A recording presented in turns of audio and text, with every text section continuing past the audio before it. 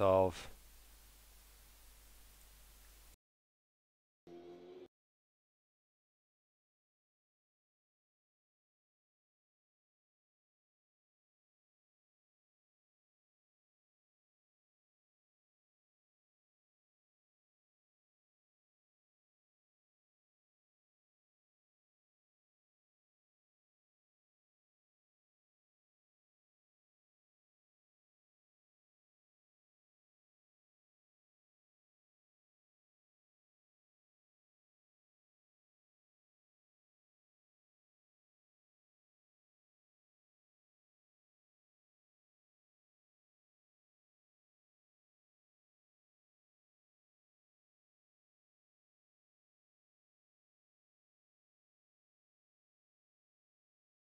A lot of people go through life doing things badly.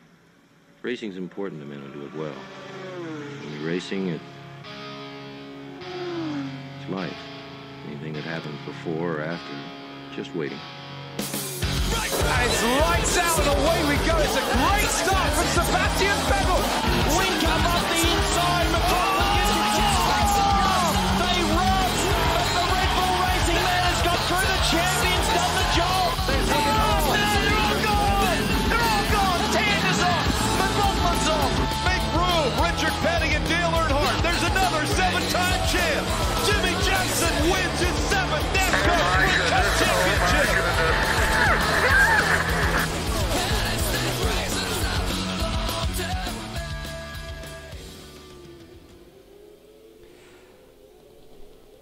Well, hello everybody and welcome to round 6 of the AMS Australia Supercars Championship. Round 6 coming to you from Winton Motor Raceway. A little bit of a different commentary look and feel for tonight's broadcast. It's Nether, if you can't determine who the voice is already, and Bagsy here in commentary with me. Good evening, Bagsy.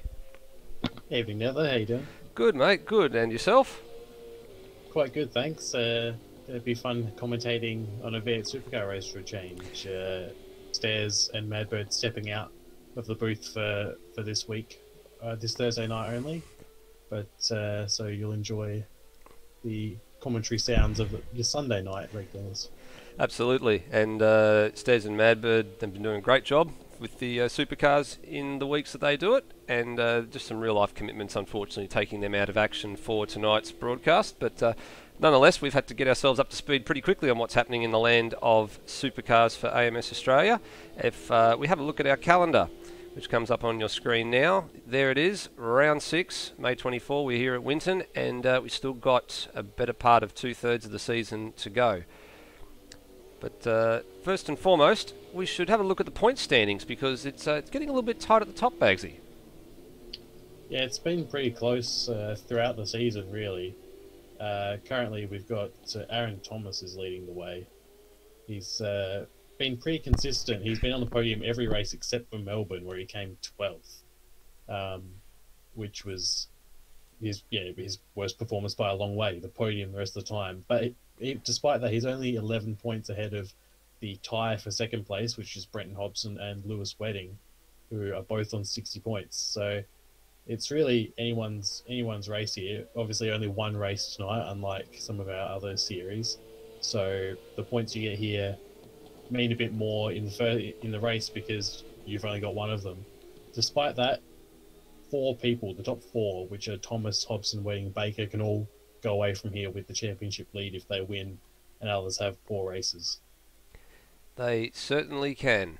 Well, as we said, Winton Motor Raceway is the venue we are at today, and there it is on your screen. 12 turns, 36 lap race, and we've only been here not that long ago, Bagsy, when we did Super Series commentary. My Stairs and self in commentary for that one, so it's a familiar circuit to some of the regular viewers on the stream. Quite a tricky little circuit if you're not too careful in some of the turns. You've looked there on your map. Prime passing opportunities on the lap are probably turn 1, 3, 10 and 11, but that being said, in the tight twisty sections of turn 7, 8 and 9, if you make a mistake you can drop a few positions there. Yeah, we saw in Super Series it's very easy to run wide through the whole complex from turn 5 to turn 9, and if you do, you're liable to get freight trained on the outside and lose multiple positions. It's also a very high wear circuit that we're at tonight. We're hearing reports that the tyres are getting pre-shot after about 12 laps. So we're thinking a two-stop strategy mainly, but if people are able to be very gentle on their tyres, they might be able to eke out a one-stop strategy. But you get the feeling that the drop-off of the tyres, the lap times, is enough that it might not be worth it. But we'll see what happens with safety cars. That comes into play. And also the fuel strategy. We have 2 times fuel here, so there'll definitely need to be a fuel stop at some point. But do you want to do 2 fuel stops instead and have less fuel on board? It'll be interesting to see what strategies play out. Will certainly be interesting. Strategy is going to be the biggest part of tonight's race. Well, now let's have a quick flick back over to our broadcast. We've got about 5 minutes to go here in practice and just waiting for the server to tick over into qualifying. They may tick it over a little bit early, but we'll see what happens. Man at the top of the timesheets at the moment, Brenton Hobson with a 1:23.2. Not that far away from the quickest lap of the weekend so far, the practice weekend so far, which is a 1:23.1. And a couple of newcomers into the server as well. You can see as we cycle through, Michael Ford there parked up in the garage. He's apparently an iRacer, come across racing for the first time, so great to have you on board, mate. And a few of the other guys that have been coming through in recent weeks, and we'll see a few of them tonight as we cycle through the field. Making up quite a nice looking field at the moment. Currently 21 cars in the server, and hopefully a few more to come, but it will be a pretty full server if we get close to the maximum 20. I think it's about 29 including us, Bagsy, so that means probably 27 tops. Yeah, and we're running we're not running 2 servers tonight, just the one. So we've got the two races in one tonight. We've got the Pro A and Pro B runners who'll be in one race, and the Pro-Am and unranked drivers who'll be in another. So I believe that some of the people like Michael Ford will be, and also Cameron, I believe, who is currently in 4th place, who are newcomers, will be considered based on their iRacing performances to be Pro A and B, whereas some further down, like Series G, who is also new to the series, will probably be considered unranked or Pro-Am.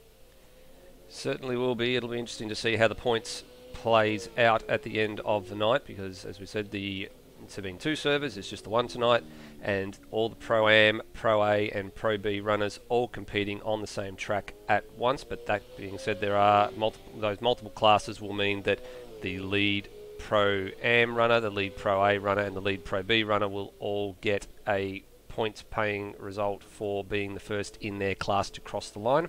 So it will take a short while to shake out those points once the results are done, but nonetheless we will end up with an overall race winner at the end of the night's proceedings. We also might have a situation like we did in the most recent Super Series race last week, where you have on the podium some Pro-Am and unranked drivers, which was the first race in Super Series last week. 7 of the top 10 positions were Pro-Am runners because everyone else kept falling off the road. And we have seen a couple of the Pro-Am runners have been recently promoted into Pro B in the Super Series as well, so probably not a few guys in this series not too far away from that feat themselves, especially when we look down the order. We've got, as we put him on screen here, Philip Boak. This guy's been dominating the Pro-Am series. Didn't have the best result in the Super Series, but he's certainly one that we'd like to keep our eye on. He's a very, very sensible driver, drives the car very, very well, and probably not that far away from earning a promotion up into the next tier. Yeah, both Boak and Foley promoted in Super Series into Pro B. They're still considered Pro-Am for this series, but most likely they will be, obviously depending on results, but most likely they'll be bumped up into the next category because they are, as we can see, Boak is currently in 5th and Foley's in 8th. They're up there and thereabouts with the Pro A-B runners. Mixing it with the best, as we like to call it. And one other gentleman who's we probably should give a big shout out to, he's parked up in the garage there in the Senglen Nissan, but that's Rob Dunt, and he'll have a massive feather in his cap, not only from being in 6th place, but you've probably been seeing us run the promotions during the broadcast for the ARW 6 hour, which took place the Sunday just gone, and Rob Dunt paired with Sam Smith from ARW, and they were the first to cross the line in that endurance race, and was certainly setting up for a nice finish. Unfortunately, we were robbed of that when Lewis had to go in and pit and came out a bit too far behind to make a challenge in the last half an hour. But hats off to you, Rob. You're driving really, really well in the AMS Australia Series, and well done on your Enduro win with Sam. I would be remiss to point out that his Enduro win did come at the expense of another team that was faster and probably set for the victory, but I'll leave it at that. They did to finish first you must finish, and they did finish. So indeed, hats off to Dunt and Sam Smith for their excellent performance. Certainly, a job well done. Well, practice is just going zeros now, so a few guys still out on track, just looking to find the last little bits of performance before we head into the qualifying session. And we're now down to 20 runners in the server at the moment, so still a good number. We will see how many more can make it in before the warm-up kicks in. Oop, and looks like our host server has just decided enough is enough, and we've now ticked over into qualifying session. So 15 minutes worth of qualifying ahead of us, and just judging by the practice results, Bagsy, Hobson only on top by about a tenth and a half, and Lewis Wedding poised to make a run in third position. So just based on those results, I think that we're in for quite a close qualifying session if the guys can repeat their results, as we see the first men starting to come out onto the track and line up at the end of the pit lane. So who's that at the head? That's it's Brenton Foley. So Foley is the man waiting for the red lights to turn green. And behind him, it's Brendan Ross. Foley, Brendan Ross, Topher, Sirius G, and Matt Williams are the 5 people lined up currently waiting for the green light. Yep. It's going to be interesting because this is another short track. A lot of the Supercars are as the lights go green on the session. It's a short track with 21 people. It's going to get very crowded on the track here. So it'll be interesting to see when Foley comes around to start his first lap if there are people still coming out of the pit lane. Yeah, it looks like we've only got about 5 or 6 people who haven't left yet. Yeah, and we had this problem in Super Series too. We had this massive issue in the Super Series where track position and traffic was a major concern, and a couple of the guys opted just to sit for a little bit and wait for a few guys to set their times, come back in, and then go out when the track was a little bit quieter. Yeah, we've had Wedding and Cracker come out now, and there's a significant gap between them and the first lot of cars going around. But you get the feeling they might still end up catching up to this group ahead when they start checking up to try and get space for their laps. Very, very possible. Well, there's about 4 or 5 guys still sitting up in the pits waiting to come out, so they're just going to give themselves a bit of room. Just the 2 now. David Keane and 1 other are left in the pit lane.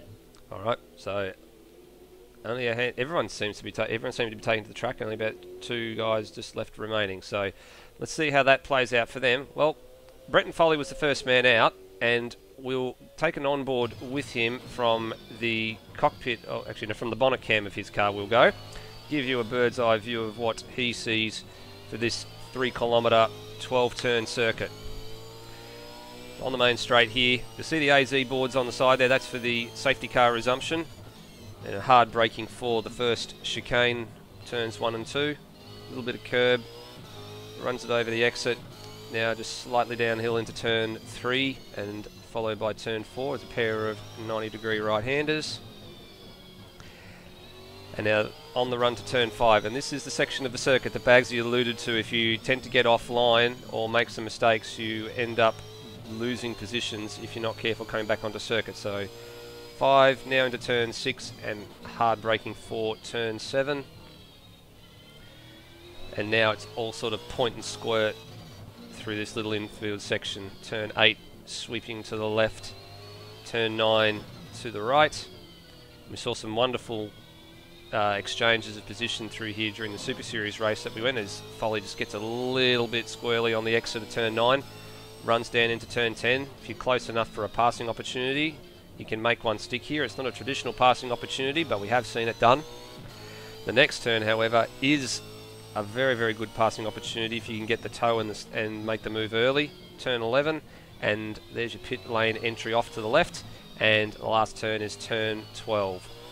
And Foley will come to the line and set the benchmark for the others to follow, and at this point in time it is a 1:23.508, but we'll expect that that time will be quickly surpassed by some of the guys behind, but we'll see who can surpass that time.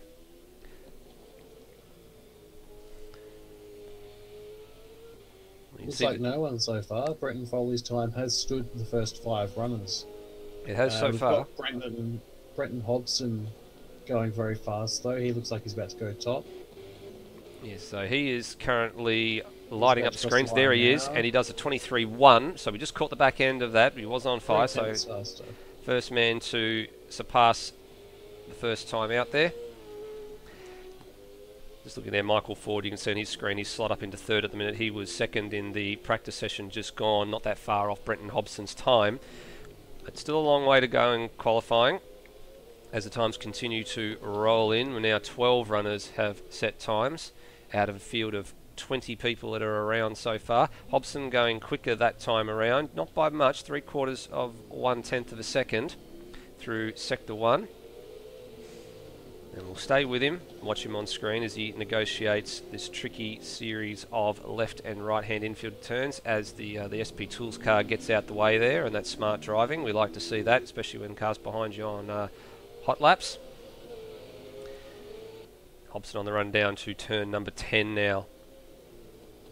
No curb, takes that turn beautifully, and he's 2.5 tenths up here now, so set to improve his time.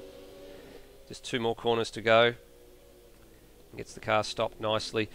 Just avoiding the curbs and just avoiding to fly in the car where he's, because some of the curbs here are a little bit higher than the others, and if you can save yourself a bit of time by keeping on the blacktop, it translates into a good time, and for Hobson it does. He goes further ahead at the top of the food chain, 3 tenths quicker and into the 22s. Yeah, it's a good time there from Hobson there. It's going to be difficult to top, I feel. Although the track is just going to get faster, but it's going to be about getting the space and being able to get that clean lap in that will be the biggest issue for most people. Yep. Dunton Keane, the only 2 men yet to set a time that are still holed up in the pits. There's about 6 guys out there that haven't set a time. Those guys are the only 2 that are still in the pits. Hobson going faster again. We're still seeing him on screen. If my eyes did not deceive me, that was potentially 2 tenths of a second quicker than what he did the last time around. So finding his groove here, Brenton Hobson, as he comes out of turn 9. And there's a little bit of server lag there, I think, as we've got a couple of people attempting to join the festivities again. And unfortunately, Hobson's lost what time he gained in Sector 2. And he's on the run down to the final 2 turns. Coming now to the final turn. Just took a little bit of curb there, didn't upset the car too much. Drives it straight off the turn. And does he improve? Well, he does. He found a little bit of time. He found 1/2 of 1/10. So goes to a 22.7 here, Hobson. Michael Ford's now moved up into second place, so he's surpassed the early runner Brenton Foley's time. Still 1/2 second away, but still got 8.5 minutes to go.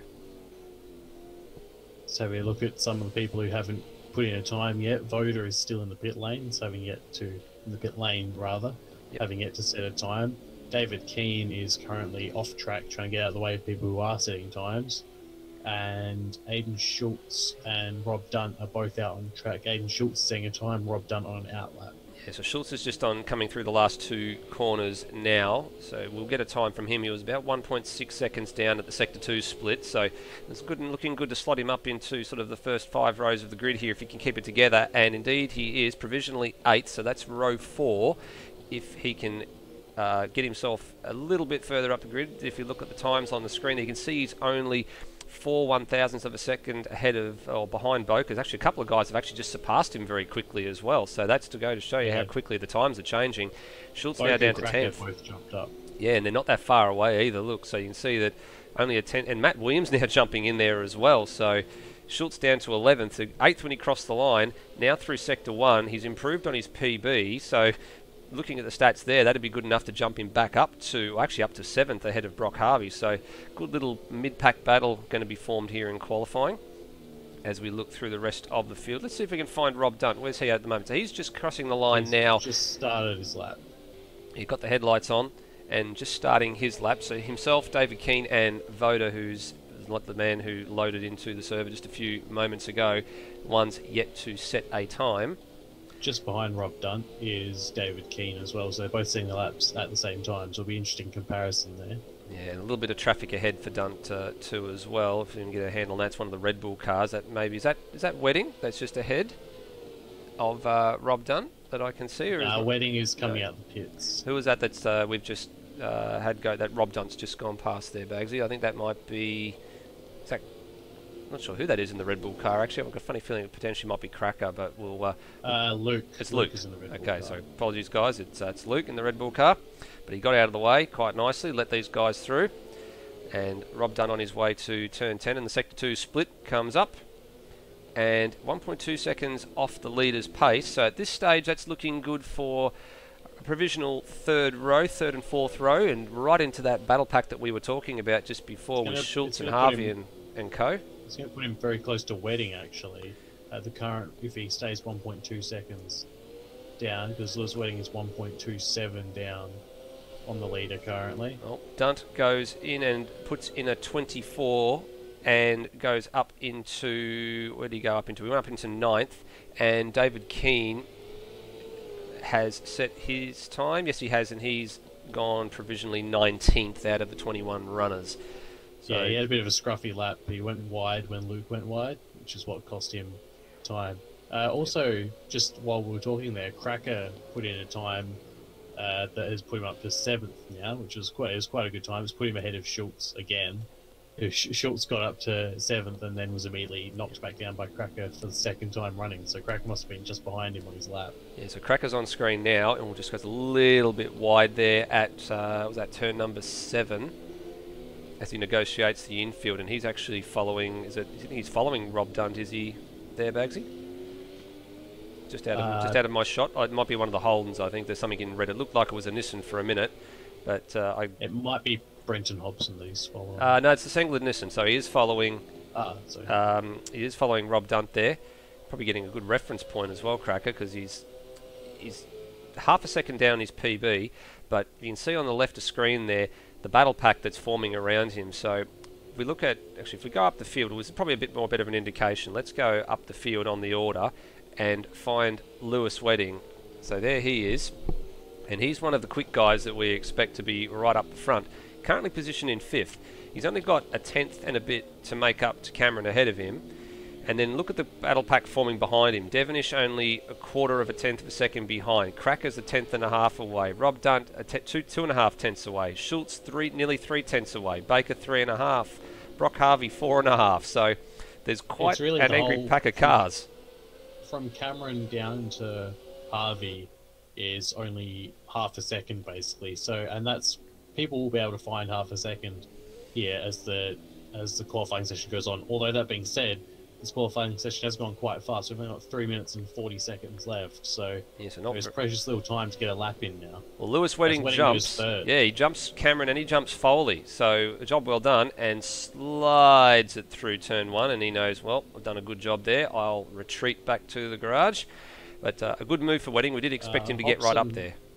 Hobson's gone purple in his second sector and a personal best for his first, so he might be going faster again here in a second. Let's join him, and he comes to the line, and he does. He improves by nearly a 1/4 of a second, so 22.5. So not knocking the benchmark down in leaps and bounds, but just chipping away at the old block and knocking off little bits. He's been chipping away to the point that he's 7 tenths of a second ahead, so he's putting down a marker here saying, I'm faster than all of you. And if he keeps his pace up in the race, he's just going to waltz away from the field. Well, we were talking about it before. The pace in the race is going to be very interesting to see how they all go on the full fuel with the tyre wear that some of the guys have been reporting. As we watched Wedding, he was thinking about coming out and didn't want to come out now. And Foley's out there. A couple of guys just slowing up on track. So Cameron just on his way to the last 2 turns, just trying to get some heat into those brakes. Glad he was doing it. The top 3 in the championship, Aaron Thomas, Brenton Hobson and Lewis Wedding. Hobson obviously in first, Wedding in third. They're tied on points. 11 points ahead is Aaron Thomas, who's all the way down in 14th at the moment, and is not having a very good time of it. He just doesn't seem to have the pace around here. No, not at the moment. And all that brake warming for Cameron in the Valvoline Nissan led to him going across the verge at turn 1 to chicane, so that's not going to be a good time for him. He'll have to back out of that, even though the timer is still counting. That is an opportunity wasted. He'll only get one more bite at the cherry, so he'll have to get himself prepared for that lap, get all the garbage off those tyres and go again. Well, yeah, we're getting to the point now where you can't get out of the pits to do a lap now. You probably now is the last opportunity. So if you're in the pits still, you're done. That's it. And the man who's still in the pits is Voda, who is in 21st place. So I expect he's probably going to start from the back at this point in time because he hasn't taken to the track, and it costs you a minute and 20 odd to get around here. So as you said, if you're not leaving the pits or you're not on track right now, you are done and dusted. Looks like Michael Ford has decided he doesn't want to have another go either, so he's content with second, but he might lose that if he's not out there to defend it. Yep. We're just watching Brendan Ross, who was just crossing the line just a few minutes ago. He's in 20th. Let's just see what his Sector 1 time is and if he can improve on it. Currently, a 1 point, what was that, 10th and a bit down on his PB. So at this stage, not set to improve, but let's have a look through the rest of the field and see who's going on. So Luke's on his way to, looks like turn 10 from our camera shot. Yeah, he is. So he'll get another lap in. Topher currently on another lap. And Topher actually was one of the guys that teamed with Brett Limmer in the ARW 6 hour. They finished third with a roar of attrition that was. Only 3 cars saw the flag. 4 of them were classified as Topher goes across the grass and into the wall, and that will be his qualifying session over.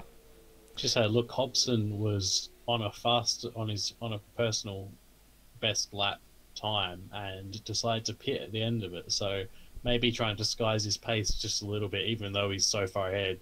Just trying to disguise it a little bit more by the sounds of it.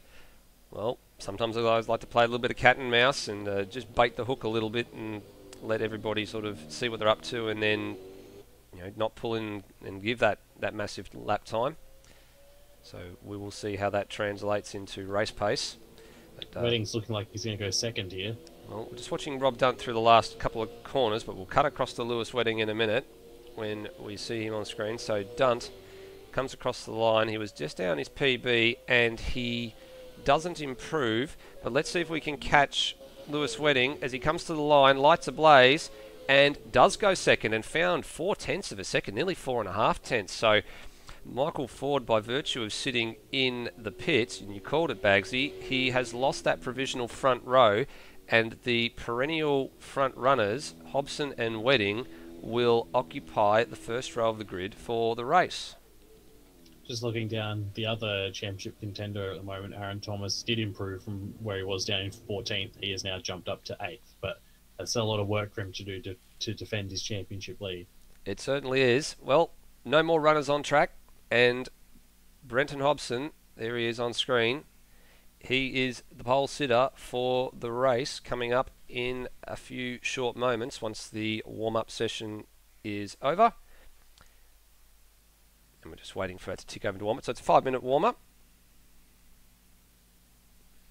And then the festivities of speed will be underway. Well, Bagsy, probably a bit of an opportunity to have a look down that order on the qualifying grid, and let's just work out who might actually be the ones to beat. I mean, we've already spoken about the perennial front runners, Hobson and Wedding, potentially going to battle it out for the win here. Michael Ford's come in to the series, first race, and a respectable third, very, very respectable third, we should actually say, for his first foray into AMS Australia. And also Cameron, who's up there in 5th, the first time that we've seen him as well in 5th. You think a spanner might get thrown in the works with the race, or do you think that strategy is just going to be the thing that decides what happens? It'll be interesting to see. To be honest, it's going to be hard to tell because safety cars will cause issues, and whether or not you do a 1 or 2 stop will probably be dependent on safety cars as well, because it's the tyres that are certainly going to be the limiting factor today. Also, other wrenches that could possibly throw in: Brenton Foley in 4th, Philip Boak in 6th. They're both Pro-Am, so they're technically running a separate race, but they're still going to, have the pace to try and, get up there and capitalise on the mistakes that the front runners might make. Certainly, they will be in a position where some of the guys that are trying to get up further up the field, such as the Pro A and the Pro B runners, they'll be looking to clear them as soon as possible. But because they have got quite a substantial amount of pace, they can hold their own in this race and could be in a much better... I mean, they're going to end up getting points regardless for being in that particular class for the race wins, and that if they are the first ones to cross the line. But the guys behind won't want to be held up by them too much, because they want to get out and chase the guys ahead and see if they can snaffle a little bit, a few more points for what they need for their championship aspirations.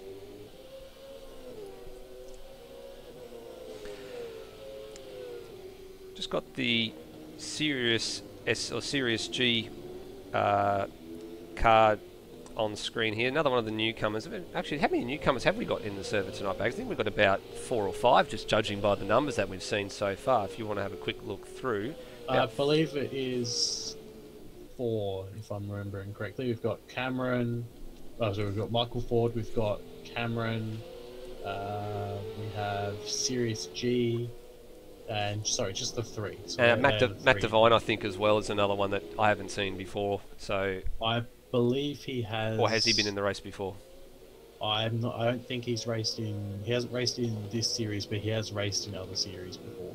All right, no, not a problem. I believe he raced in Super Series potentially. All right, well, another 4 newcomers to the Supercars series. I mean, viewers can tell that we're having a little bit of trouble working out who's who. We've had to sort of get ourselves together at fairly short notice to help out Stairs and Madbird, and they'll probably have to do the same with Formula 3 in a couple of weeks, although they'll have a little bit more time to prepare than what we had. But nonetheless, it's certainly going to shape up to be an exciting race. We've actually just also gained another runner into the server. So Johnny, who's one of the regulars in some of the series that we run, I think the only series that I haven't seen him race in potential. Actually, no, I've seen him. He's actually raced in all the series, I believe, but we don't see him regularly enough. That he's loaded in as well now. So we're now up to 22 runners. So getting very, very close to that limit of drivers. Also, just mention that you may see, because of the large amount of cars on the server, you may see people going a bit all over the place. That's not necessarily them crashing. It's most likely the server just struggling to keep up, because the server will only load the cars around the car we're currently looking at. So that's why you may see some of the cars behind and ahead skating around a bit.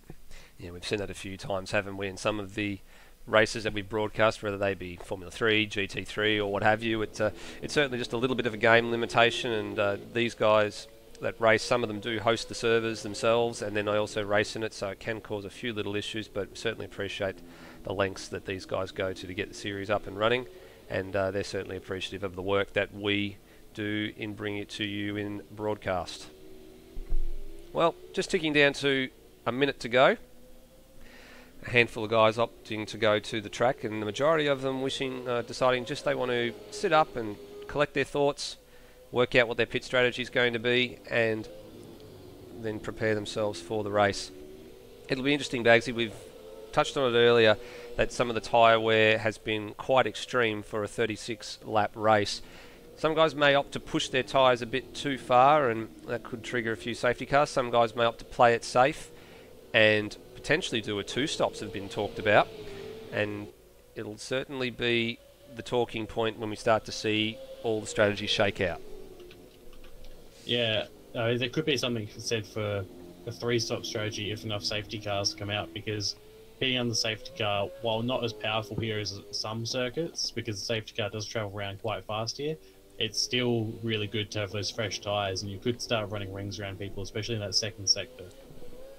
Yeah, that's where the time is to be gained, especially on the new tyres. I mean, not so much on the straights, but through the section that we're just watching Philip Boak come through at the moment. It's that turn 5, 6, 7, 8, 9, because that's where all the technical stuff is, and that's where you need your grip. So if you've got new tyres here in this section, you are bound to set some lightning sectors. Well, we've gone zeros. Is about to expire, or has expired. It has expired. So and we've gone zeros. Ready for the race. Well, 22 runners in the server at the moment. Let's see if they all manage to load themselves in. There's your pit lane as all the cars start to grid up for this race.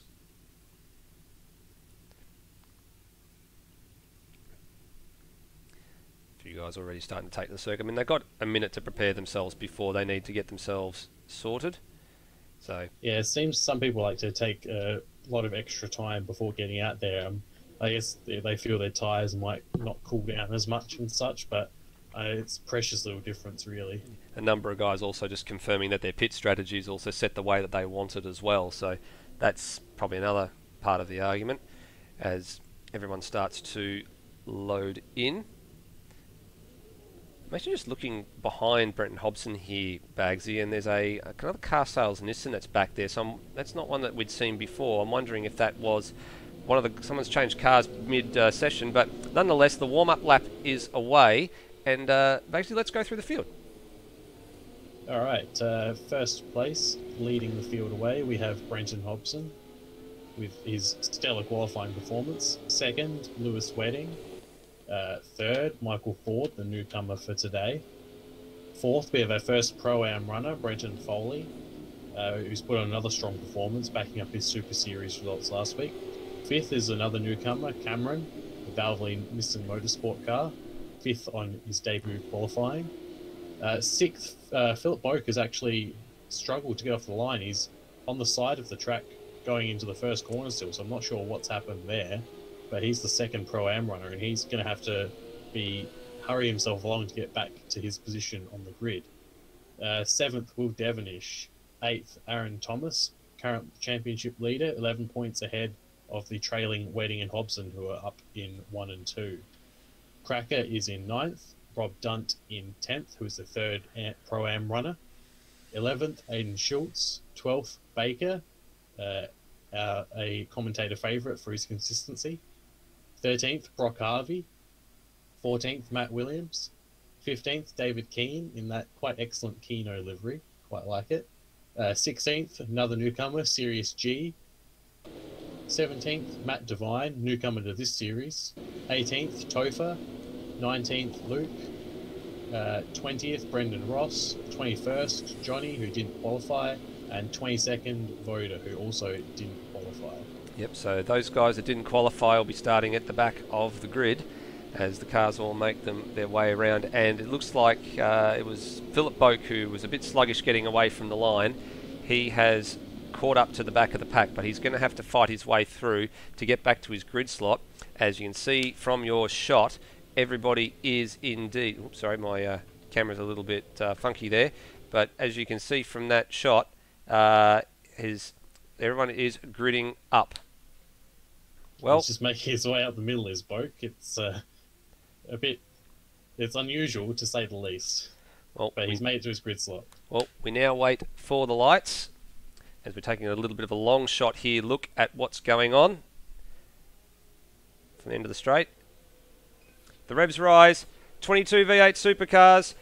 13,000 horsepower combined, and we are away, and it looks like it's a fairly even start at the front of the grid, but it looks like Hobson's going to have the inside line here. He converted the pole relatively well, but it was a fairly easy getaway, and Wedding actually concedes. But Hobson's gone a little bit wide, and that'll give Wedding a little bit of a sniff on the inside if he can make it stick, but he opts not to challenge, instead defend from Michael Ford, and Brenton Hobson has got the control of the race and the race lead. It looks fairly tidy back there, Bags. You can't see any really major concerns going through there, but there's a little bit of a battle pack forming, but the first few cars are line astern as they head through turn 5 and now turn 6 and up to the technical section. Yeah, it's a very clean start. Wedding decided discretion was a better part of value there and let Hobson pull ahead of him. He knows that there's 36 laps ahead, and you can't win the race on the first corner, but you can definitely lose it. And he did not want to lose this race. He'll be just trying to keep the pressure on Hobson and hope for a mistake. But sensible racing throughout the field, and no one has gone around yet. So very good driving for the first couple of sectors. Certainly very good driving for the first little bit of this race. And as we said, Hobson looked like he held the pole, he had the inside line, but it was a fairly even start from both the front row starters, and Hobson just had the inside line for turn 1. A little bit scruffy on the exit of turn 2, and that's where Lewis probably could have had a nibble at him if he wanted to, but he opted just to bide his time as Lewis kicks up a little bit of dust on the exit of turn 1. Lap 1 in the book, sorry, turn 12. Lap 1 in the books, 35 more to go, and Hobson leads by just over half a second. Lewis Wedding in hot pursuit. Michael Ford tucked in behind the rear wing of that Falcon, and the top 3 just making a little bit of a breakaway as we look back through the field, and you can see the next little battle pack is here. Brenton Foley defending from Philip Boak, who's actually made up a position since the start of this race, and Will Devonish is the man who has also made up a position, and I think it's was it Cracker? There's also made up a couple. There he is, yeah, and Cameron's fallen through the field. He lost 3 positions off the start. He had a sluggish getaway, and that dropped him back. He got shuffled to the outside in the 4th corner, and it was not an ideal start for him, so he'll be disappointed at that, but plenty of race to go. We'll see how his race pace is. Yep, and you can see Cameron tucked in there behind Cracker, just harassing the back of that Penrite Commodore as much as he can, getting very, very close there through the turn 9 corner. And now Cracker just gets away a little bit, so unable to challenge on the straight there is Cameron, but this is his next opportunity if he can get a good enough exit out of here. And in actual fact, Cameron's defending quite hard from Aaron Thomas as well, so plenty of battles up and down this field. No real exchanges for position just yet. It's Brent Foley gone wide. He's gone wide. He's given up the position to Boak, so Boak has taken the lead in the Pro-Am class. He certainly is, and Brenton Foley now has to defend from Will Devonish, who, if I'm not mistaken, is Pro A, or is he Pro B? Yeah, he's Pro A. Pro B, sorry. Pro B. No, we got it right the second time. So Foley making a little bit of a scruffy exit. On turn 11, we caught it on the cameras as we were watching the battle between Cracker and Cameron, and as a result, he's now dropped position. Another bit of garbage on his tyres that he'll have to clean off. And you can see the gap that's already formed between himself and Boak. So Boak's on a charge, and Michael Ford's his next target. But that being said, Ford is still harassing the back of Wedding, and they're still taking out a little 10th here and a 10th there over the runners behind them. And Hobson's just got a bit of breathing space now. He's checked out to the tune of about nearly 2 seconds over Lewis Wedding, and ever increasing that gap every single sector that he drives. But this is the battle that we'll be staying with for the next little bit, just to see if Michael Ford might have a little nibble here at Lewis Wedding somewhere. He's awfully close as they come through turn 10, just not close to making a little bit of touch on the rear bumper there, but now he's probably just lost a little bit of that aero that he'd be desperately seeking to get a tow from on the run down to turn 11. But Hobson will be very happy about this. He'll be glancing his mirror every now and then and seeing these guys getting a little bit smaller distance each time as they keep fighting. Yeah. So as he crosses the line to set the fastest lap to Hobson of a 1 minute 23.8, so quickest race lap so far. A little bit of smoke signals from Lewis Wedding through turn 1 and 2, but Ford not close enough to capitalise on any mistakes just yet. But it's still very, very early days. Back down the field a little bit in the battle for P11, so way back down, but we've got Rob Dunt, David Keane and Matt Williams all battling together, and David Keane's just got through on Rob Dunt as there's a bit of contact between the group of them, so they're fighting for very minor points here, but they're fighting hard. Certainly are fighting hard, and Rob Dunt and Matt Williams fighting away down there, and you can see on your screen as the positions change. Matt Williams, we've called several times, another one of the commentator favourites, always seems to make up a few positions here. Oh, it's Philip Boak we just saw go very, very wide on the marbles there. We just cut that to the shot there. Brenton Foley closed in a little bit, but Boak's managed to gather it up and hold station for the moment. We'll go back to the battle that we were watching before with Ford and Wedding, and Ford's a little bit closer this time, but still not close enough to have a stab under brakes, but he closes up so well under brakes, but then he just can't do anything with it once he gets that to this little gap that he's got now. The gap between the two cars, you can see visually on the screen there, is about as close as Ford's been able to get as Hobson sets another quick lap. not to, just shaves a little bit more off his time. But yeah, so Ford's just can't quite bridge this gap. He gets this close to Lewis Wedding's rear bumper, but then he's not prepared to have a nibble just yet, but he's maybe trying to force Wedding into a little bit of a mistake and then capitalise if that mistake occurs, or might be even playing the waiting game here and see if he can jump him in the stops. Yeah, it's the problem you're always going to have when you're following someone, is they're always going to be on the throttle a little bit earlier. They're getting off the brake that little bit earlier. So unless you're a lot faster than them a lap, you have to wait for a mistake or try and force a mistake by just keeping your nose right up behind them, maybe faking a little bit to the left or right to give them something to think about into the next corner. And that is what Ford has been doing the whole time. And he's been doing quite, as Wedding has a small slide there. I will note that he's called Michael Ford, but he isn't driving a Ford, he is driving a Nissan, which I feel is a little odd, but that's neither here nor there. No, certainly not. It's good to see a mixture of Holdens, Fords and Nissans up and down the field. Oh, we've got Boak and Foley going at it in the back. Looks like Foley's going to have a go. Yep, so Boak concedes, Foley smoke signals and goes deep. Foley's gone deep. So Foley committed to the move, he just couldn't pull it up in time, and Philip Boak is through. Foley needs to gather it up real quick, and he does, because Devonish is closing in, and he'll hold station now into turn one. So good little exchange there, clean exchange, and Boak saw him coming and let Foley go, and then quite neatly tucked back underneath and retained fourth. But it looks like Boak would have had a bit of a poor exit off of turn number 10, and that would have allowed Foley to have an opportunity at him into turn 11. Yeah, I noticed a few people attacking the curbs into turn 5 and 6 quite a lot, and you've got to be careful there because you can actually roll the car if you hit them too hard. We saw it in the Super Series practice. A couple of people managed that, so you've got to be a little bit careful. Certainly do. We have seen that some of these curbs can be quite aggressive. It's not just through that section as well, but some of the curbs, especially through the likes of turns 10 and turns 11, the inside curbs are quite high. If you hit them at pace, you'll definitely unsettle the car, and when you unsettle the car, you undoubtedly add precious tenths of seconds to your lap time. Just having a look back down the field, Johnny, who's a Pro B runner, he had a very good start, and as we've got, Matt Williams has gone off the track in the turn 7, 8, 9 complex. He's given up a lot of positions there. Yeah, there he is on screen, and just recovering to the grass, leaving a trail of dust. And he's lost 5 positions there. Yeah, he's caught in this battle pack too with Sirius G and Topher and Johnny that are all behind him as well. So these guys they're playing for keeps as well. So Matt's come into we've got 2 people off. We've got Matt Devine and Brock Harvey off at this penultimate corner. Yeah, so we did see the local yellow flag came up, but we didn't quite catch what had happened to them. So let's go back and see if we can see what's there. There's Brock Harvey. Well, let's see if we can cut to the replay and see what happened. And here it is. Oh, Brock Harvey went for a move and clouded into the back of Matt Devine there. So that's not a good look.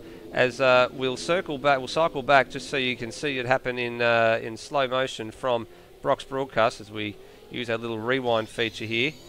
And the onboard from the broadcast here, you can see a little bit defensive, and Brock just had completely no warning, nowhere to go. And that was the end of that chapter. Yeah, it's just from having a look at that replay, I feel that one's entirely on Brock. He went to dive to the inside and didn't time it correctly, almost a la Webber and I believe Heikki Kovalainen in Valencia several years ago, where Webber was coming up to lap him and tried to duck on the outside just that little bit too late and ran to the back. Obviously a bit less of an aeroplane crash in these cars, but still not very good for either of them, and they've both dropped a lot of positions. Brock Harvey down to 21st, Matt Devine down to 20th. Well, so he's redressed the Devine position. will be unhappy because he's an innocent party, really, and Brock Harvey will be spitting chips at himself for making the bad call. Yeah, he's redressed the position, Brock Harvey, but as little consolation, they were a little bit further up than what they were. Matt Devine's actually made a couple of positions since they've come back onto track, but I think that might also be because a few of the guys ahead are not as quick as the guys that are behind them. So Brock now down in 21st place there, and Matt Devine's recovered up to 18th. He's just gotten himself past Topher on that lap. So Matt will be, and you see there, Matt Devine's lap is much, much faster than whereas always. He's very, very wide on the exit there of turn 2, and on the grass almost lost the car, and that gave Topher a little bit of a sniff, but he couldn't do anything with it. And this little train continues. One of the newcomers, Cameron, go off the track and spin at turn 5, so he's lost another 3 positions. He lost 3 off the start. Sorry, just watching Matt Devine there had an awful moment through turn 5 and 6 where the car just snapped around, but he managed to get a fistful opposite lock and control it. Some supreme driving there, so potentially driving with maybe with a little bit of damage as a result of that contact with Brock, but he's having an awful time with that car at the moment. It looks like it's an absolute handful.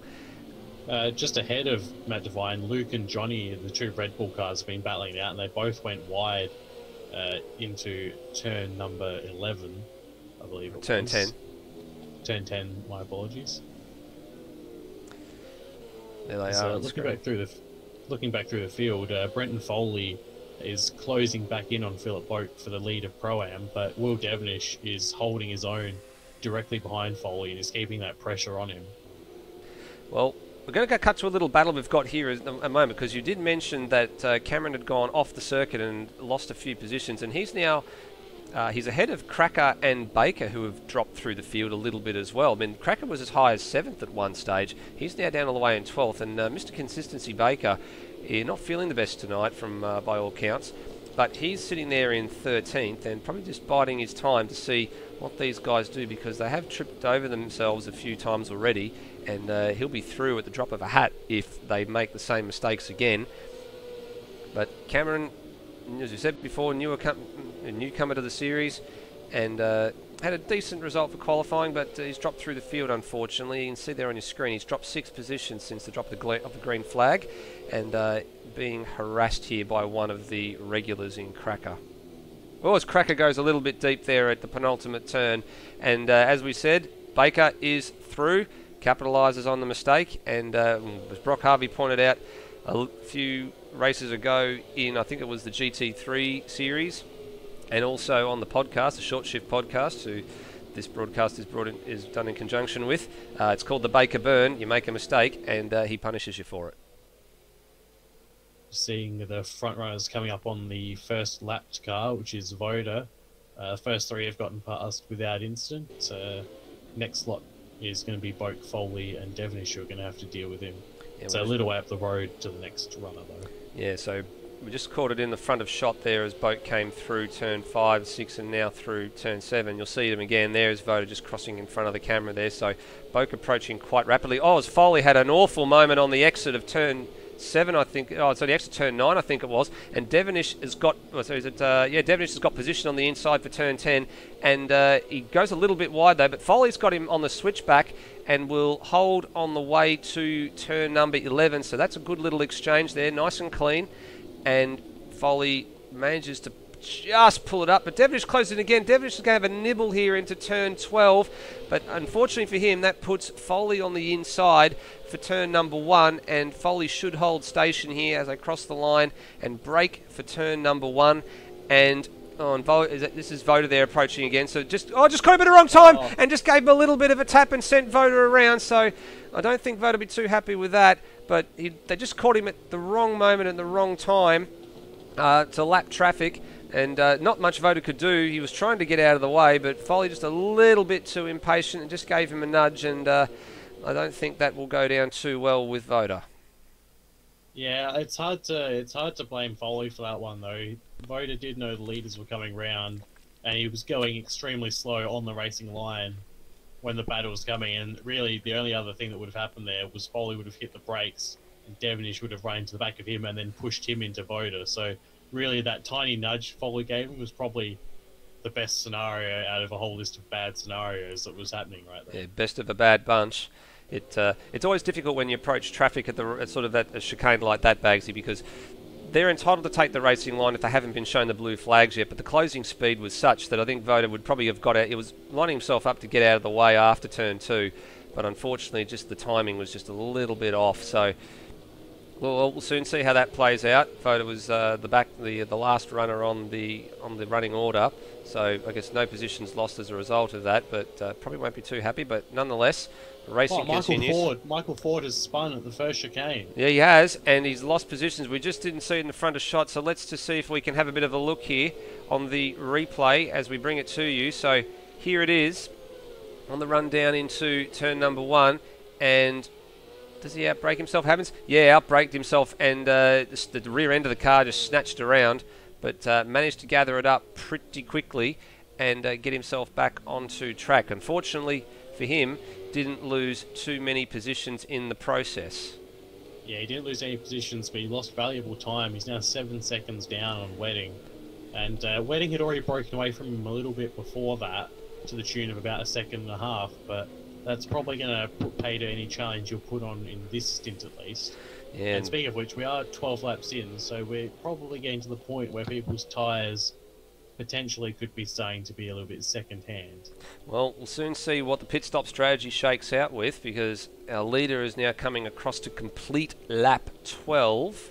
Oh, sorry, Devonish has got through on Brenton Foley, so that move's finally been made by Devonish. Yep, and it certainly looks like it's job done, because Devonish has got margin on the on the Holden behind him. Geez, I'm getting my my chassis confused here. It's a pair of Holdens, not a pair of Fords, but Will Devonish has managed to get position on Brendan Foley and make it stick, unlike a couple of laps ago where there was a lovely little exchange and they gave each other the racing room. This is now job done, as you can see on the rather rude gesture on the back of Will's car, and that translates into the team name, which we will not mention.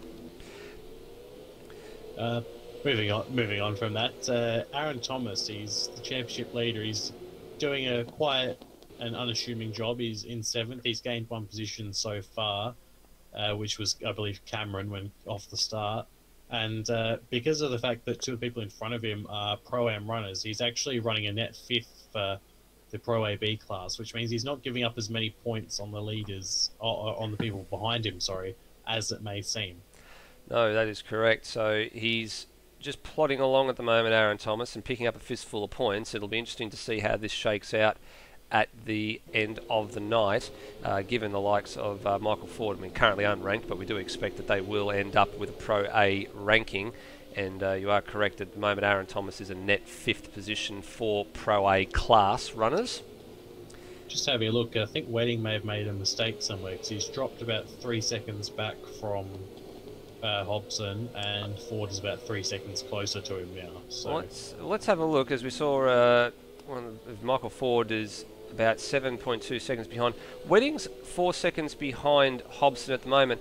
I had caught a little bit early that he was roughly about 4 seconds behind, so I'm not sure if he's lost time or not, but he certainly seems to have stabilised the gap from himself to Hobson Lewis Wedding. He's actually got a little bit of lap traffic in between there. It looks like one of the might be Sirius SG. They're just coming up to. He's coming up to. I think. He's got very wide on the marbles there, Lewis Wedding. But maybe that might be just a line that he's taking. But you can see that it actually cost him, according to the screen too. He's got now down to 5 seconds in arrears. So maybe the tyre's starting to go away. Maybe a little bit of an off-track excursion there, just on the marbles off the racing line. But he's got the lights on here, Lewis Wedding. He definitely's got lap traffic he needs to get past, and he won't want to be held up as he's trying to hunt down the leader. We're seeing people squirreling a lot more in the acceleration zones here. As I believe I saw someone, it's just a lap runner getting away. Foley's had a big dive on Devonish. He thinks better of it though. But this Devonish and Foley battle is bringing Aaron Thomas into the fray as well. He certainly is. He will be looking to see what these guys do in the next few laps, because we've now crossed over the 12 lap mark. We're now 14 laps done, and a lot of people were complaining that around the lap. Michael Ford has pit. So he has. So Michael Ford is in the pits. So you can see there on the screen, he's falling through the field. So first man to blink is the newcomer, one of the newcomers to the series, Michael Ford, and the car goes down off the jacks. He's probably taking on the fuel, and away he goes. And that's a very, very early for a one-stopper, but I think he's more than likely going to wind up on a two-stopper unless he gets the benefit of a safety car, in which he will cycle back to the front of the field. But comes out in 12th, and fortunately for him, comes out in ahead of Cracker and into clean air. And we spoke about it earlier, traffic will be a problem. So when the leaders come in, they'll need to make sure they come in at a time where they're not going to get hit with any traffic around them. Devonish is making a play for the podium now. He's come up right up to Philip Boak, who's being held up by Brock Harvey in traffic by the looks of it. Yeah, so here's this little gaggle of cars on screen we were talking about, and Devonish has just got his nose underneath of Philip Boak here, who's currently holding down third by virtue of Michael Ford pitting, and Devonish on the inside at turn number 10, and it wasn't far enough alongside, but he gave a little bit of a tap to Boak. Boak continued on, and Devonish has dropped positions not only to Foley, but also to Aaron Thomas, so he picks off, and now get under threat from, I think that's a back marker that's going through, is it? That's Johnny trying to unlap himself there. Yeah, so Johnny getting a little bit overly aggressive with the back of Devonish there, but where's the nearest challenger to Devonish? It's Aidan Schultz, who's about 2 seconds behind him, and you just can't. I think we just see him in the shot there. There he is. There's Aidan Schultz. Yeah. He's moved up to 7th. We've got a big gaggle of. We've got a couple of people who've pit here and who are now a lap down, and a couple of people who are on the lead lap, all mixing it up together, all fighting each other. So it's getting a bit confusing in here, and there's the potential for this to all go horribly, horribly wrong. Well, we'll soon to see what shakes out. Meanwhile, the leaders are continuing on, so they're up to lap 16, the leaders, so potentially they might be staring down the barrel of getting to about lap 18 and then diving in for another set of tyres, but they'll be very, very second-hand by the time they come in. Oh, we saw somebody go across the grass, and that was Will Devonish getting hit, and I believe that was one of the Red Bull cars that came across and tagged him. So let's just cut to our replay and see what happened there. As we on screen here, Devonish was sat up in 9th at the time, and I think someone just made a mistake here. It's let's see who we can see who it is here. Oh yeah, just got awfully sideways. The number 97 is that Johnny, I think, and just completely lost it on the run into turn number. I think that's turn number 7, and that's an awful situation for him. So, and for Will Devonish as well, he's probably going to wind up with some damage as a result of that. Yeah, it was Johnny who lost it there, and Devonish, an innocent bystander there. Obviously, not Johnny's intent. He wasn't going for a dive or anything. He just happened to lose it. And Devonish has spun again. Sorry to cut across your bags. Devonish has spun again at turn 10, so he's probably got an awful lot of damage on the rear of that car, and we'll see how long he lasts, but looks like they might be pitting to repair the damage to that car, but it's going to be an awfully long stop, and we'll see if he continues. But an unlucky victim of an incident that he had almost no say in. He had no knowledge that was going on behind him, and he's now fallen through the field, Will Devonish. So after that wonderful exchange, he's fallen through the field.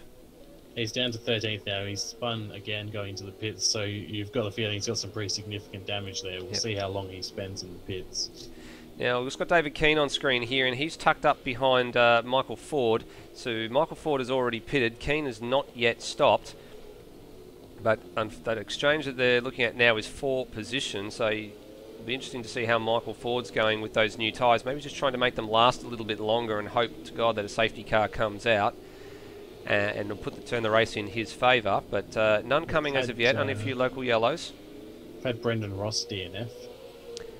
So he's our first non-finisher, and Johnny, I think, is a lap down as well. There's actually quite a few guys lap down, and almost half the field's a lap down, but that's by virtue of the fact that they've stopped, and more than likely going to end up being 2 stoppers, whereas the front runners are trying to stretch it out into a 1-stop strategy. Actually, let's see if we can join our race leader, and here he is, Brenton Hobson. He's currently got 5.5 seconds on Lewis Wedding as he negotiates turn 8 here, and now turn 9.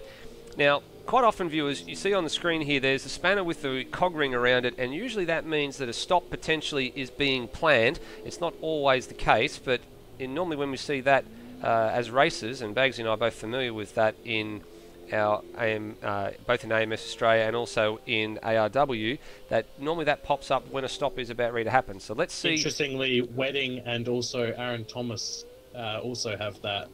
Yep. So and Hobson's in. Hobson pits. So Hobson is in into the lane, and Lewis Wedding is also in, and behind him nothing for Philip Boak, and nothing for Brenton Foley, but they're a bit further behind. So we called it early. these guys have gotten to the halfway point and are trying to make this on one stop. So let's see how this plays out. Their tyres probably very, very second hand. I don't think you're going to see any exchange of positioning. Actually, very, very short stop from Brenton Hobson there. Got very close to Lewis Wedding on the exit as well of the pit lane, or the pit box, I should say. And we think that they're probably going to end up about the same distance apart. Let's join Brenton Hobson. He comes out in third place. Let's see where he feeds in. And he feeds in behind Foley and Boak and Foley and ahead of Aiden Schultz. So that's good. And Lewis Wedding comes out behind Devonish, who's a lap down, and ahead of Cameron. So both come out into the traffic, but with some clean air around them. So that's good. And then they've got guys around them. At the moment. Aaron Thomas and Baker are both pitting at the moment. David Keen's into the pits. So this has kicked off the pit stops. Looks like everyone seems to want a one-stop strategy. And David Keen going in first. So the leaders are in. We'll now see how this all pans out for them. Lewis Wedding is 6th place, and he's behind Rob Dunt. Rob Dunt yet to stop by our records. And so too Aiden Schultz yet to stop, although that being said, it looks like they will be coming in this lap. Brenton Hobson has already stopped, currently in 3rd. Foley and Boak are the 2 race leaders at this stage, although not for long, because here comes the race leader. There he is, back of shot in that Holden Commodore, looking throwback livery to the Mark Scaife days. Let's see what happens here. And Boak continues for another lap, so does Foley. So this is going to potentially cause some havoc for Hobson when he catches these guys, because Hobson's clearly got the pace. And who else is behind him? What's going on? So Dunt, and there's that's Devonish's lap runner there as Cameron goes into the pits in the background. So Dunt crosses the line. And then just behind him is Lewis Wedding, but in between them is a lapped runner in Will Devonish, who was involved in that unfortunate incident with Johnny a couple of laps ago. Wedding will be wanting to clear Devonish pretty darn quickly, because Hobson ahead in 3rd place, who is the man who's trying to challenge for the victory, is going to be stuck behind Boak and Foley. Although that being said, he's still a short distance away from trying to pass them, but the battle is for position, so these guys have every right to defend position, and that could be a problem if it goes on for too much longer. Just an update on Michael Ford. He was about 4 seconds down on Wedding when the pit stop started, when he was the first to pit. He's now ended up, he was 6 seconds down, but Wedding's just gone quite wide, and so has given up a couple of seconds, so now it's back down to about 4.5 seconds, which is where it was. But yeah, Ford losing big lock up from Boak. Sorry to cut across you, Bagsy. Big lock up from Philip Boak, and Boak and Boak and Foley went into the pits. So Boak actually went deep at turn 11. Foley got underneath him, so Foley's made position on Boak just prior to their pit stops, and that's going to be crucial if they come out into traffic or not. So Hobson has now been released. And he's got the lights on too. He's got Brock Harvey as a man who's a lap down, or going to go a lap down, trying to stay on the lead lap before he can resume normal proceedings.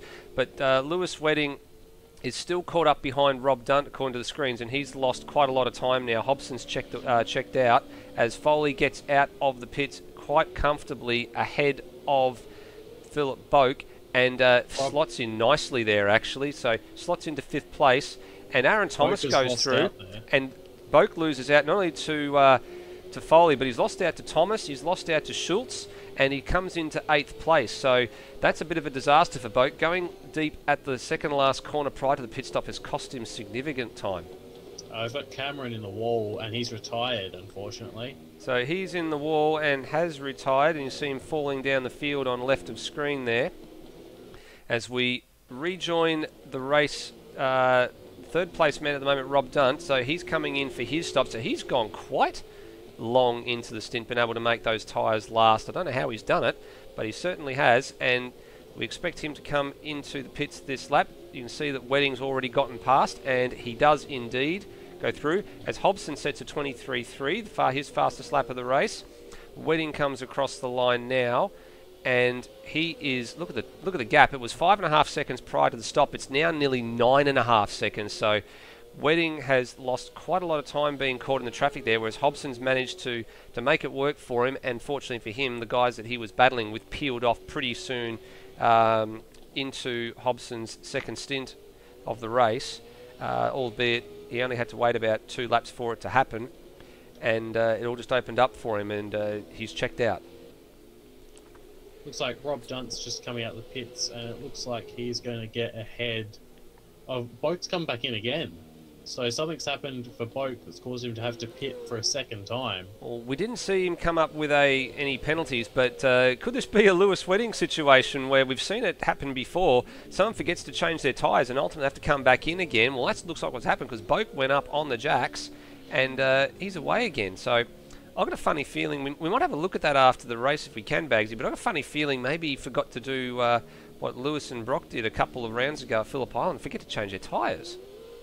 Yeah, it's really unfortunate he's had to come in again because that's dropped him down to 12th now. Yeah, he's now behind Matt Williams. So Matt Williams moved up 3 positions since the drop of the green flags. He's not the biggest mover and shaker of them all, but he has gained a few positions, the El Chifo. Yeah, Boak was up there with Brenton Foley in 4th and 5th, and yeah, he's dropped down 7 positions now because of first off missing the pit entrance a little bit, and then also because of his long stop. I think he might have put a lot more fuel than he needed to in on the previous on his first stop as well. And just having a look at the replay, and he did not go up on the jack, so he forgot to change the tyres. Oh my goodness gracious me! So we called it. It's definitely a tyre issue, as Brenton Foley, who's currently set up in 4th, and that's exactly where he qualified. He gets past some of the back markers on the 23rd lap of this race, and he's doing his best to stay ahead of Aaron Thomas here, who by attrition has moved up 3 positions. Phillip Boak making that mistake, having to come in twice, and not only having to come in twice but running deep at the penultimate corner on his in lap, surrendered positions to Thomas and to Foley and to Schultz, or Schultz I should say, pronounce it with a T. Boak is rapidly catching up to Matt Williams now, and will be interested in getting past him, to be sure. He's got much fresher tyres than everyone because one, he and Foley waited so long to pit, and 2, because he went an extra lap with those very old tyres accidentally. Well, so let's join that battle that you were just talking about, Matt Williams and Phillip Boak, and Boak will now definitely have fresh rubber. Matt Williams will have rubber that's a couple of laps old, and he will be driving in his mirrors at the minute because that green Xbox Commodore will be drawing his attention. It's a very, very bright colour car. So your scruff goes a little bit wide, a little bit of smoke signals and closing up on the back Boak. But Williams' tyres are actually much older because he pit a lot earlier than the rest of the field due to an incident he had earlier on. So his tyres are many, many more laps old. I believe they're about 15 laps old at this point. So he may not be making and he might have to make another stop too. And just looking in the back of shot, maybe a formality at this point. Well, looking in the back of shot, the leader is approaching as well. So this is going to put not only Williams and a lap down, but Boak a lap down as well. So, and for Boak, that's probably a kick in the teeth, given that he had to stop twice, and that's effectively made it a 2-stop strategy for him. An unintentional 2-stop strategy, but he's going to lose. They're both going to lose a lap here within a few short laps if they're not careful. Yeah, it's and you do think Williams may have to pit again because those tyres are going to be very ordinary to try and do another 12 laps on, based on where he started. It's also probably going to be the only position that Boak's going to be able to make up because the next person down the road is Cracker, who is 17 seconds down the road from Matt Williams, as Matt Williams gets a little bit of a bump from Boak there. Yeah, a little bit of a love tap as the back runner Sirius G gets out of the way. So good driving there. Coming now through turns 5, 6 and up to turn 7, which is where we saw Johnny lose it massively, and Boak closes up quite a lot as Matt goes defensive. Now all this time the leader is continuing to close in on this pair, but Boak just can't find a way around as a negotiating turn 8 here and now turn 9. He looks to the inside. Matt Williams goes a bit wide, gives Boakey the room there, and Boak just doesn't escort him wide, gives him the room, and Matt Williams just tucks in behind. So that's good driving from both of them. Although Scruff is wants to extend the argument here as Boki gets a little bit wide off the exit of turn 10, and the toe here is not that powerful because it's not a very, very long straight enough to be able to make it work. But Boak holds position and job done. And now you can see there Matt Williams getting the blue flags for the race leader behind. So that little exchange has unfortunately put him in range of the race leader, and he'll have to surrender position fairly soon. And that means Boak will also have to do the same. Yeah, Matt Williams probably fighting a bit harder than he really needed to, just showing his wheels to Boak a fair bit. Boak held up quite well, didn't get flustered into running wide, with Matt putting on some, quite frankly, optimistic moves there. So good on him, and hopefully he can put a bit of distance, as we see Matt Williams being quite a good chicane for Brenton Hobson, who's flashing his lights probably slightly angrily at the moment. I think you're probably correct there. So,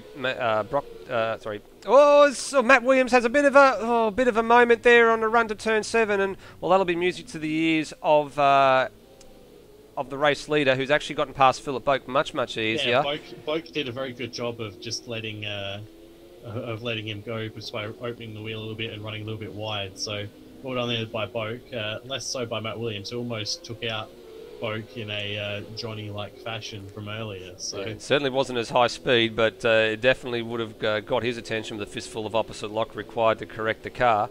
But just having a look down the timing sheets, 8th, 9th and 10th is lining up in terms of a battle. We've got 3 drivers all within a second of each other. Well, let's join that battle now, because here's Cracker in 10th, and he's behind Baker, who in turn is behind Keane, and all these guys we believe have stopped and potentially going on to a one-stop, or on the one-stop strategy, much like the rest of the leading field. But this is probably one of the closer battles that are on track. The other one that's on screen at the minute, that a bit further up the screens that you can see, is Schultz and Dunt going at it for 6th and 7th.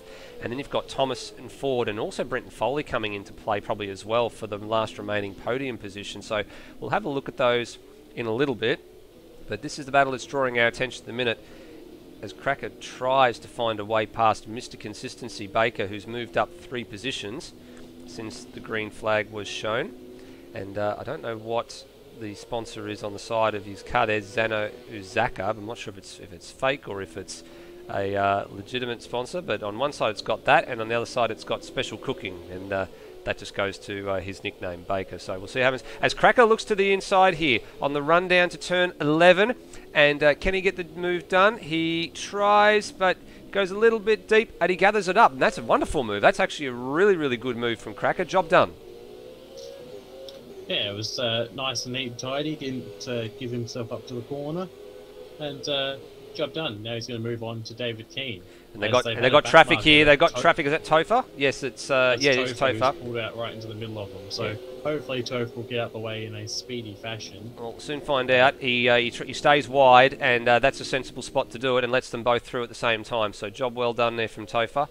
Has given Keane a bit of advantage though. He's got 2 seconds ahead now, so yeah, so he's pulled out a little bit. Mildly unhappy about that one.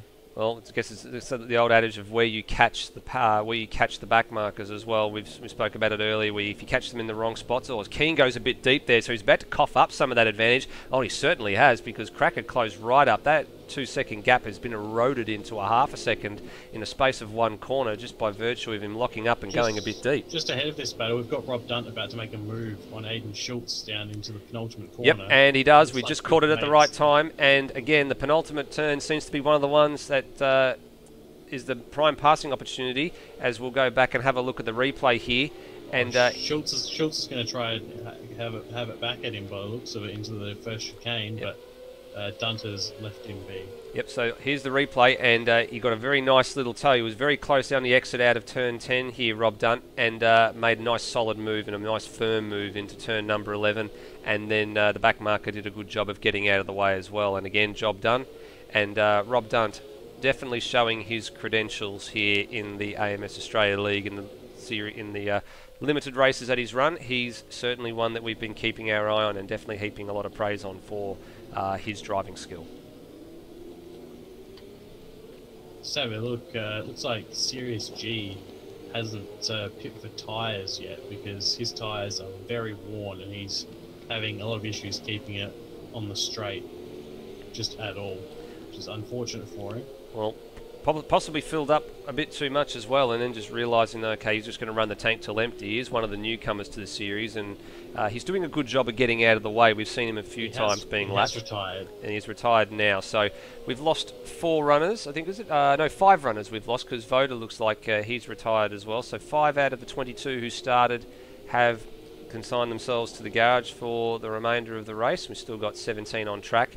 3 of those, or a handful of those, are currently a lap down. Actually, looking on the timing screens, everybody up to 10th place, so up to 11th place, has been lapped by the race leader.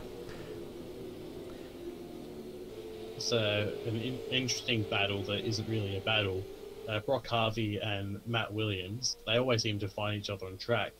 At this point, there's 30 seconds between them, but Brock Harvey is taking time out of Matt Williams at about a second a sector. And we expect that Brock has some very second-hand tyres. So you think really Matt should pit at this point, and just he'll have fresh tyres and he'll still come out ahead of Brock. Yeah, possibly. Speaking of Brock, he's actually caught behind Aaron Thomas at the moment in terms of where he is on track, and behind Brock Harvey is the man we were talking about before, Rob Dunt. Matt Williams has pit, as I say it. Well, he was losing time, so Rob Dunt and Aaron Thomas, 5th and 6th place, are sandwiching Brock Harvey, but we'll watch them as they come through turn 10, and we'll see if Matt feeds back into the track, if Bagsy's keeping an eye on the pit lane. We'll see what happens. So Brock desperately trying to get past Aaron Thomas here. In actual fact, has a little bit of a look on the inside at turn 11, but backs out of it quite late. Matt Williams has left his pit box as Brock Harvey's coming into the final corner. Yep, so Harvey, Matt Williams is going to get him. Yep, so Harvey, and the interesting bit here is if he comes out in front of Aaron Thomas, because Thomas goes through, and where's Matt Williams? Matt Williams is already through the first chicane. So already through the first chicane, so that's a... Matt Williams reacted appropriately when he saw he was losing the time, and he's managed to stay ahead. If it had gone on for another lap or two, probably would have been a different story. But also unseen to our cameras, Michael Ford has got past Brenton Foley at some point. He certainly has. That was very close. That was a very close battle. Oh, Foley loses it. Does he? No, he's managed to gather it up. He saves it. He managed to gather it up. That's a supreme bit of driving. At opposite, like both sides. To Brenton Foley. We cut to get a replay of that one. Well, we cut to it at exactly the right time. Let's see if we can have a look. So, yeah, we have got it on the replay here. Let's have a look. We had it from on high when we were looking at it live, but let's have a look. He just got a little bit wide through turn 5, and oh, look at the tank slapper he got on. Just the change of direction did him, but he managed to save it. And Matt Williams did an excellent job not to run into the back of him as well. So, what a save from Brenton Foley. Save the day for mine. Hopefully he can hold it together, because he's got Aaron Thomas only a couple of seconds back, closing in on him. So currently our leader for Pro-Am though is Brenton Foley, and his next closest rival is David Keane, who is a long way back from him by the tune of almost a minute. Well, most of the field seems to settle down a bit. I mean, there's a couple of battles still going on, but they're not exactly close. I mean, you can look on your screen there and you can see the likes of Thomas and Dunt are about 2 seconds apart, but they're battling away there for some nice point scoring positions in their class. And then you look a bit further down, Cracker, Baker and Keane are all sort of battling away in the last few top 10 positions for the overall victory. The 2 leaders have checked out. Just have a look here. We've got Foley in 4th and Aaron Thomas in 5th. And hooking onto the back of Aaron Thomas is Brock Harvey, who is closing in on Matt Williams, who is on the back of Foley. So it's sort of there's a lap between each of them, and it looks like Matt Williams is actually trying to give Foley the hurry up, because while he's a lap down, he's got better tyres and he wants to get past, because Brock Harvey's coming up behind him. Yeah, well, the thing for Matt Williams is going to be that he wants to get past so he can stay ahead of Brock Harvey, but he's got if he gets past, he's got to pull away from Brenton Foley. Otherwise, he's going to get the blue flags again, and then he'll be forced to concede position. So he's definitely got the pace. He's been flashing the lights, and it looks like. Oh, Brock Harvey goes for a move on the outside of Aaron Thomas, and Brock Harvey makes it stick on the outside of turn 11. So that was a very, very interesting move. We don't normally see a pass on the outside. I think Thomas was looking to probably defend, or maybe he's let him go. But unfortunately for Thomas, what that's done is it's put Rob Dunt almost onto the back of him. I can't say that I've seen 2 lapped cars trying to unlap themselves so they can battle compared to the cars who are a lap ahead of them in the same corner. So this is now meant there's only one car in between Harvey and his goal, as Dunt gets very close to the back of Aaron Thomas. So we've got the battle here for the higher points, and also the battle for the back of the field a lap down. Absolutely heating up toward the end of this race, and Dunt has closed right in on Thomas here. Look at the gap. It's only 0.3 of a second. Dunt's going to be through in a heartbeat if Thomas makes a mistake. Thomas does not want to make a mistake because, as we've said many times already, he's the current championship points leader and looking to consolidate his points and try and stay ahead of Brenton Hobson, who's somewhat 52 seconds up the road from Aaron Thomas. He won't lap him by the end of this race, but he's certainly lapping most of the field, Brenton Hobson. And Lewis Wedding, who Hobson and Wedding were tied on points coming into tonight's race. They will definitely be separated as a result of positions where they stand if they stay the same. But it'll remain to see where it all shakes out for Aaron Thomas, as Dunt looking for that slipstream and not just getting a little bit close, but not quite close enough to have a nibble into turn 11, although closes right up on the brakes under turn 12, and they've only got 4 laps to go, these guys, to sort themselves out for the positions. Down to turn 1, Aaron Thomas holds station. Could still go either way here, and also just in front of them, this battle between, although it seems like Matt Williams has just given Brock Harvey a bit of a gap, and they still have Foley in between them, so that one might be settled. But this Aaron Thomas Rob Dunt battle is certainly not settled. Rob Dunt, still off that high of winning the ARW 6 Hour at Spa, is wanting another position here in the V8 Supercar Series. Yeah, he's got his tail up here, Rob Dunn. He's certainly got the pace, and is just trying to put the pressure onto Aaron Thomas to see if he can make a mistake. But look, Brock Harvey's closed right up to Matt Williams here. Foley actually gone through. Actually, Dunt lost a little bit of time there through turn 8, but I think Foley's gotten back through, and we can see it on the shot there. Matt Williams, and here we go. Actually, let's go back. Let's have a look there, because Harvey's up the inside. Yeah, Harvey's up the inside. There was a little bit of a bumper exchange there. They're playing bumper cars. Harvey's gone deep, and Williams has gone through. So, and now Williams is going to get the blue flags for Thomas and for Schultz. So Thomas and Dunt behind him. Oh, that was Harvey a bit missing. Just came back onto the track quite unsafely. Almost took Schultz's nose off. Oh well, that'll be probably discussed after the race. We'll see what happens there.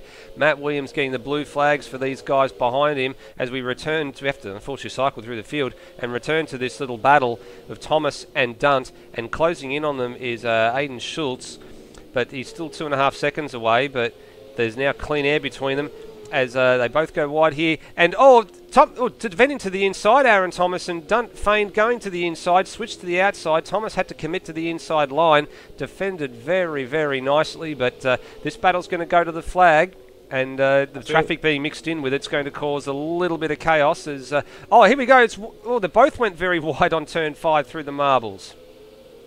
Yeah, I think Thomas's tyres are just a couple laps older, and having some more issues than Dunt, as Dunt goes very wide. I feel going into turn 3, that was less of a defending move, more of Aaron Thomas losing it by dipping his rear wheel onto the grass. Did I just see Foley going wide, or was that my eyes deceiving me? Because no, he's all right. Foley looks like he's okay. Foley looks like he's okay. It must have been just the camera angle we were playing at looked like he might have gone a little bit wide. But yeah, you're right. I think Thomas his tyres might be a little bit worse for wear compared to Rob Dunt behind, because Dunt had made a mistake through turn 7, and it seems to always catch up very, very quickly. He just can't do anything with that advantage when it counts. Yeah, looking at the rear tyre comparison, it seems like Aaron Thomas's tyres are a fair bit worse for wear than Rob Dunt, so he's not able to get the power down out the corners. His front tyres are also much worse for wear, so he's not getting that dig into the corners. He's going to be understeering horribly in that car. Yeah. So I think if Rob Dunt just keeps applying the grill to Aaron Thomas, he should get this position fairly soon. Yeah. Penultimate lap as we rejoin our race leader. He's got a 12-second advantage over Lewis Wedding coming down to the last turn, and he will now commence the last lap. So he's coming up to behind Baker. This man, Brenton Hobson, has lapped everybody up to 10th position on the field. And I don't think you'll get... he may lap Baker before this race is out. Baker will be doing everything he can to stay on the lead lap. But Hobson can cruise it from here. He doesn't need to push it. He's got quite a substantial margin. And he's controlled this race from the get-go. As Yeah, Baker, he can, definitely has. Baker concedes position to him, lets him I be think lapped. Michael Ford might have made a mistake because Brenton Foley is now only a second behind him. He certainly is by the timing screen, so we'll join that battle as soon as Brenton Hobson comes to the line. Looks like Thomas has got away from Dunt a bit, who is falling into the clutches of Schultz now. So the hunter has become the hunted in that case. Well, we'll be speaking to him after the race, Brenton Hobson, as he negotiates turn 9 for the final time. He won't have any more traffic to lap. The next man up the road is Cracker, but Cracker will stay on the lead lap pending a mistake. But certainly the class of the field tonight, and he's been battling away there in the Super Series with some of the new guys coming on board, the likes of the Warren brothers and a few of the other newcomers to the Super Series, and he's got a significant points lead in the Super Series, but he's needed to battle here, and he takes maximum points, Brenton Hobson, to the line, and a 13.5 second victory, and job well done. Here's a man in second place, Lewis Wedding, just smoking it on the run into turn 11, negotiates turn 12 nicely, and second place for him will mean that Hobson and Wedding are separated finally on points. It breaks their tie. And Michael Ford we now join, who's currently in third place. A little bit of damage on the front of that Nissan. But you're right, he has gotten past Brenton Foley, and he's gapped him quite significantly now. So Michael Ford on debut will negotiate turn 10. It's actually a dent in the side driver's door of that car, I think, as well there. So Rob Dunt's right on the back of Aaron Thomas now, coming into the penultimate corner. well, you can see we just saw it in back of shot. We just saw it in back of shot actually, and he'll want to get past him because Aiden Schultz is going to capitalise if there's any shenanigans between these guys on the final lap. But no, Dunt thinks better of it, and well, Ford's crossed the line to finish third. Foley's going to finish fourth. Matt Williams, the lap runner there, and right up under the rear wing, Thomas manages to hold off Dunt for fifth, sixth, and then Aiden Schultz will secure seventh. Cracker here in eighth, and that's a good drive, solid drive from him. He will just come up to one of the back markers here and finish in eighth. Baker was lapped and finished ninth, and Philip Boak, well, what can we say about Philip Boak? He was on track for a good result, and then unfortunately had to come back in by failure to change the tyres, and he finishes 10th. He actually Boak made up on the last lap. He got past David Keane, so I believe that puts him into third. That puts him on the podium for Pro-Am. Well, so that move on the last lap for Boak gives him a Pro-Am podium. So a good recovery drive. Good recovery drive. I mean, overall in the race he lost 4 positions, but as we said, he will acquire points for third place by virtue of the fact that he's in the Pro-Am category, and he'll be one of the guys that will probably earn a promotion to Pro B at some point in this series. He's done it in the Super Series, but not in the Supercars series just yet. But we didn't see much of him for most of the night. Brenton Hobson, there he is. Celebratory donuts in amongst all the other traffic. A very poor position for his celebratory donuts, it must be said, but yeah, anyway, that's much better. That's much better off the racing line. And we said a lot of people doing donuts and burnouts, but very well deserved. Brenton Hobson, class of the field all night. He controlled the race. We've spoken about him before having a couple of ordinary starts every now and again in some of the other Super Series that he races, but he certainly converted that pole position tonight into a race win and controlled the field from the opening lap. Yeah, it was a very good race. And speaking of people who had a very good race, we have our second place getter, Lewis Wedding, who has arrived in the booth with us. Pretty good race for you, Lewis, but just not much you could really do about Hobson today. No, well, I showed up today. I didn't think I didn't think I'd do all that well, but obviously I strung it together today, and I drove, for me anyway, a perfect race, but Hobbo was a few tenths faster each lap, and even then I still got the sense that he had a little bit more in the tank had I been a little bit faster, but obviously I held off the pressure early on, and then tried to keep as much pressure as I could on Hobbo, but he was just a little bit too quick for me today. How did you feel about having that battle with Ford in the first few laps? It seemed like it was a bit back and forth until the pit stops. Yeah, I was just trying to run my own race and just take it easy on the tyres, because obviously when we ran the Porsches around here, and obviously from practice, is just if you get the tyres a little bit out of shape, a little bit warm, you're going to be sliding all over the place. So I was just trying to run my own line and run my race, and thankfully the places I was faster than was just out of the corners, and I was able to keep in front of him because he was a lot better under braking early on, and then towards the end of the stint, I think his tyres started to fall off, and I managed to drop him a little bit. Well, third place man Michael Ford has also joined us in the booth here. Michael, third on debut, a very, very good result. You made a little bit of a mistake at one point on the exit at the turn 1-2 chicane and had to gather it up, but recovered it well and finished third. Job well done. Oh, thank you very much. Congrats to Hobbo and Lewis. First bit of the race was really interesting. Everywhere I was quicker, Lewis was just a little bit better. It's a very, very hard track to pass at, and I made a mule for myself going into turn 1 and 2 there, and was sort of kind of banking on a safety car, so I aimed for a two-stop strategy, and it sort of made myself work a little bit harder there as well. But it was a good race overall. Yeah, we did think that you came in a little bit early. I mean, we sort of predicted around lap 12 to 13 would be the point in time where the two stoppers would commit to, and we thought that, okay, you've come in and you're going to look to see if a safety car, but unfortunately it didn't fall that way for you, and I think it's actually one of the first times we haven't seen a safety car in a long time actually disrupt a race, only a couple of local yellows. How'd you get back in your focus back after you sort of spun it at turn 1 and 2 and get your head back down and recover, because you had to battle away there to stay ahead of the pursuing pack? Relatively easy, honestly. I knew I was slightly quicker than Lewis in a couple of corners, so I was trying to concentrate on the corners I knew I was strong at to maintain the gap to Lewis in front as well as behind. But it was just the tyres just died. As soon as they got to about 75%, they just gradually just went away. Harder to put the power down that little bit earlier, but it was overall it was fun. Oh, good to hear, and we hope to see you as a bit more of a regular in the series. You planning on racing a bit more often with the supercars? Yeah, definitely. I've got somebody to aim towards Lewis and Hobbo, so practice was fun, and I stuffed up Paulie a little bit, and decided to sit out the last little bit. Put me back a row, but watching those two going into turn 1 and 2, it was fun. I'll definitely be back. Beautiful, good to hear. And speaking of our race winner, he's also joined us. Brenton, you came and checked your mic to make sure that we were working before the race started. Let's confirm, is it working this time around? Sure is, yep. Excellent, good to hear. Mate, you controlled it from the get-go. You had a good conversion from pole position, held your line into turn 1, and you were pretty much never headed all race.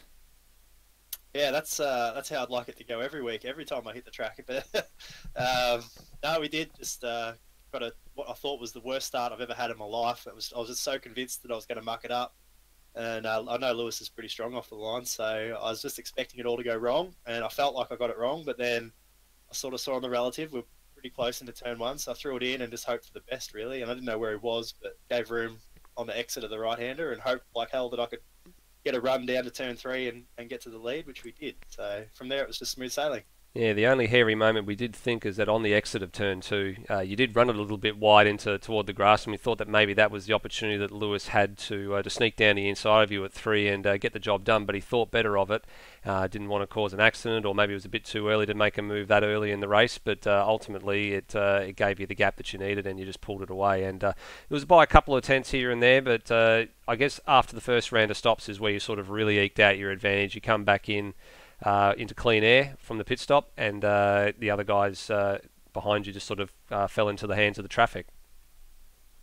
Yeah, I think I saw Lewis might have been stuck in traffic a little bit there for a few laps. I came out sort of in third and had a couple of laps there and caught the back of second place, and I was hoping they'd pit, and then they both ran wide at the second last corner, and it was all a bit awkward there at one point, but sort of got away with it, lost a little bit of time and got away with it. And I saw Scruff had a big old moment down into one of the corners there when I sort of caught them to lap them as well, and just about got tangled up again. But I was so convinced something would go wrong. I was just trying my best to not do anything silly and get to the checkered flag for a change.